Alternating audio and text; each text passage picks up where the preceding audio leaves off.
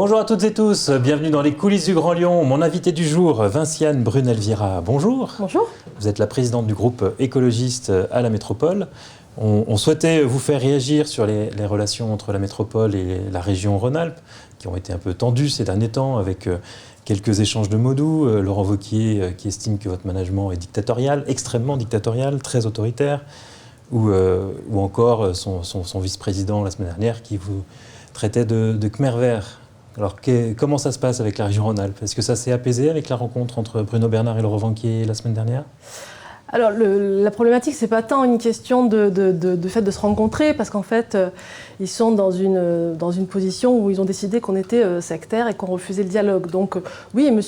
Bruno Bernard a fait la démarche de rencontrer M. Laurent Wauquiez. Ça s'est très bien passé, comme ça se passe très bien avec M. Wauquiez ou avec la plupart des maires, y compris les maires de droite et du centre.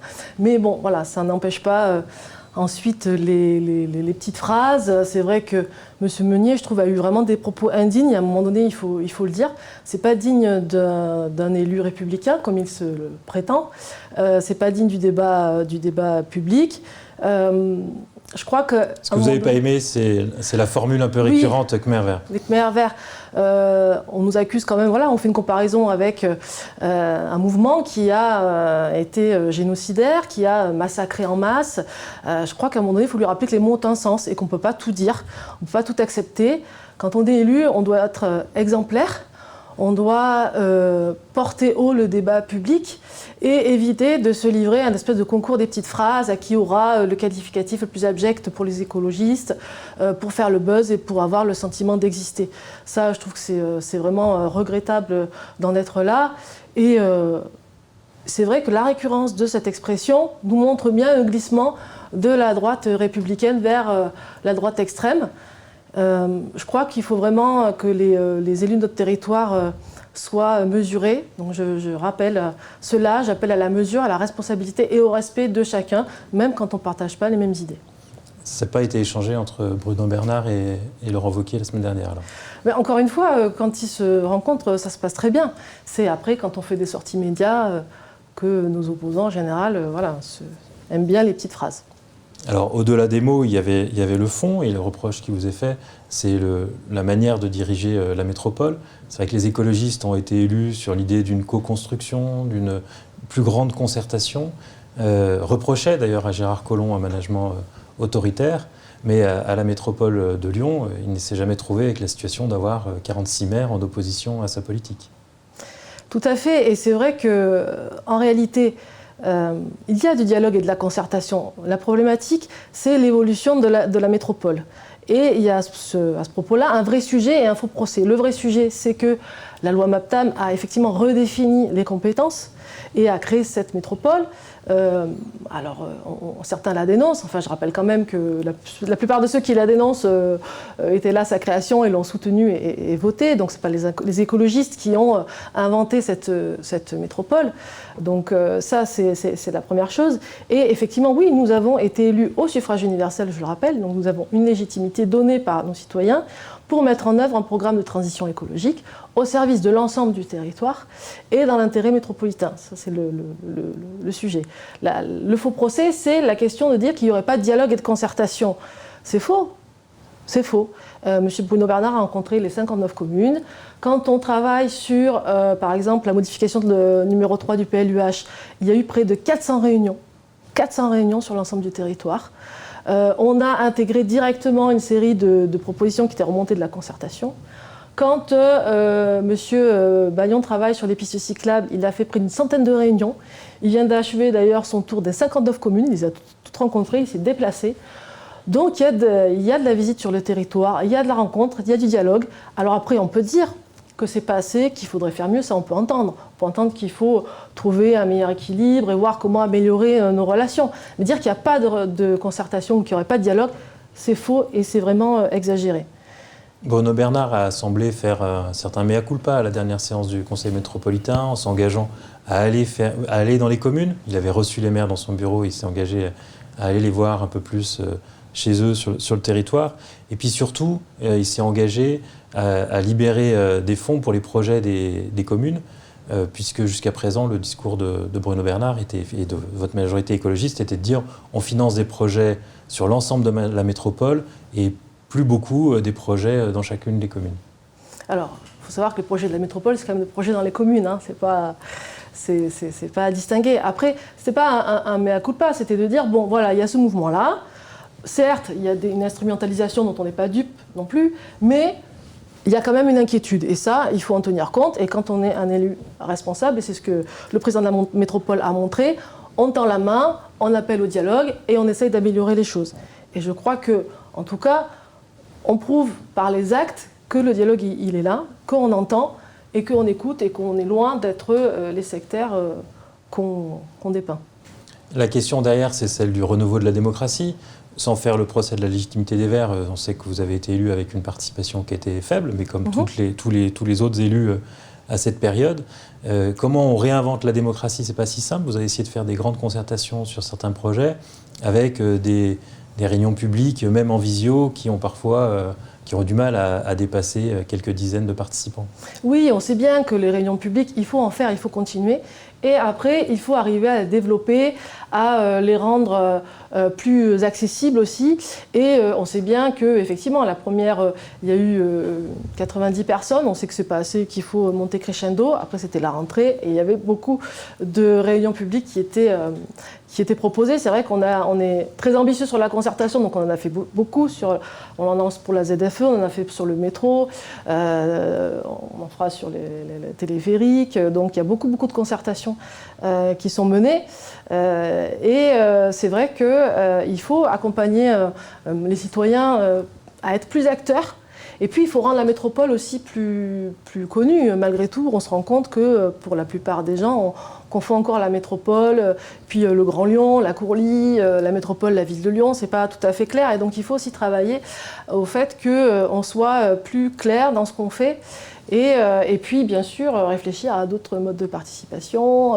Il y a eu une réflexion sur le conseil de développement pour élargir et pour aussi peut-être plus se déplacer. Et pas que les réunions publiques. Le paradoxe, c'est que Gérard Collomb, que les écologistes qualifiaient d'autoritaire quand vous étiez dans l'opposition, quand il faisait des réunions publiques, il en a fait un certain nombre pendant ses mandats, il y avait plus de monde que celles que vous avez organisées vous.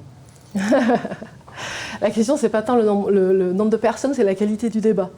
Et je crois que les écologistes montrent qu'ils ont une vraie démarche de concertation. Et encore une fois, je citais l'exemple du PLUH, on a directement intégré 22% par exemple dans la modification. Donc on ne montre pas les actes, qu'on prend en compte ce qui est remonté. Pareil pour les métros, on a bien dit que pour l'instant, il n'y avait pas de décision et qu'on attendait le retour de la concertation. Donc moi, j'invite tous les élus à faire, à développer ces réunions publiques, mais ce n'est pas tout à fait la même démarche quand même. Pourquoi ne pas utiliser l'arme du référendum? On sait qu'il y a eu un conseil métropolitain où il a été refusé sur le développement de la zone à faible émission. Refusé d'ailleurs à une voix près, avec, on n'a pas bien compris si ça avait été un cafouillage de votre part ou si certains dans votre majorité s'étaient exprimés en faveur du référendum. Non, il n'y a pas eu de division majorité là-dessus, on était bien tous alignés. Il y a eu effectivement des problématiques de connexion au moment du vote qui arrivent dans les votes à distanciel et en fait simplement le temps de reconnexion a fait que certains ont raté le moment du vote. Donc il y a eu un rectificatif très très rapide, donc il n'y a pas de souci là-dessus, on était tous alignés pour dire que en fait, alors d'abord, on était heureux de découvrir leur soudain souci de référendum local, mais surtout que dans le cadre de la ZFE, on a travaillé à une co-construction, on le disait, avec une concertation qui va s'étendre sur 5 mois. L'idée, c'est d'accompagner aussi les citoyens en leur donnant toutes les informations, en échangeant ensemble et en essayant d'arriver à des consensus, à des propositions, à faire émerger tout un ensemble de problématiques pour ensuite leur apporter des solutions. Si vous faites un référendum binaire avec une question binaire, je veux dire, c'est pas de l'accompagnement, c'est une décision à un moment donné, blanc ou noir. Sauf qu'à des moments, ça peut être stratégique et ça peut se comprendre, ou ça peut être intéressant. Mais dans le cas de la ZFE, non, parce qu'en fait, on n'a pas le choix de la faire ou pas, c'est obligatoire. La ZFE, elle est obligatoire. On n'a pas le choix de se dire non, on ne va pas s'occuper de la qualité de l'air, c'est pas grave s'il y a 50 000 morts par an. Non, on n'a pas le choix. Donc on sait qu'on va devoir la faire.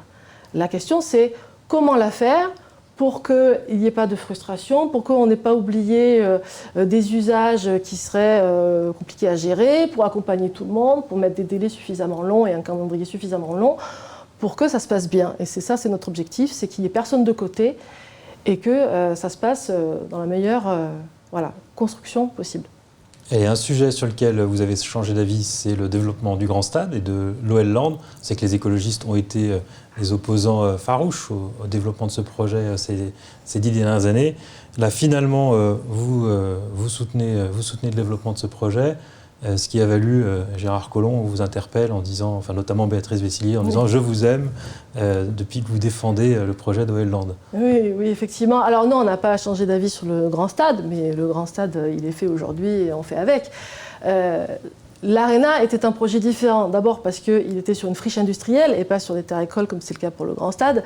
Donc c'était une problématique qui était différente par rapport à ça. Il y avait moins d'enjeux de biodiversité. Et contrairement à ce que certains peuvent penser, non, on n'est pas des écologistes sectaires. Et chaque dossier, on l'étudie. Donc on a étudié ce dossier-là qui était hérité de l'ancienne mandature. Il y avait déjà eu des engagements là-dessus. Je rappelle, c'est un projet privé. La collectivité n'investit pas dedans, contrairement au Grand Stade. Donc ça, c'est encore une différence aussi.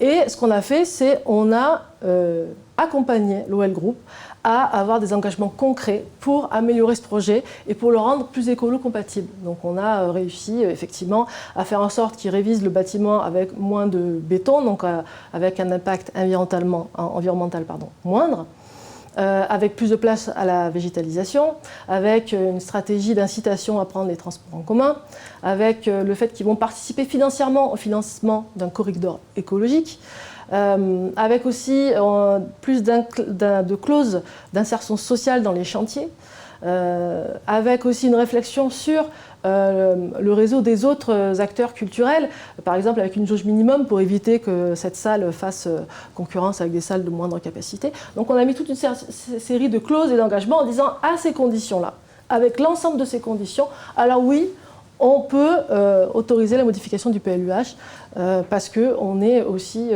pour faire en sorte que l'ASVEL puisse jouer en Euroleague, on est pour la culture pour tous.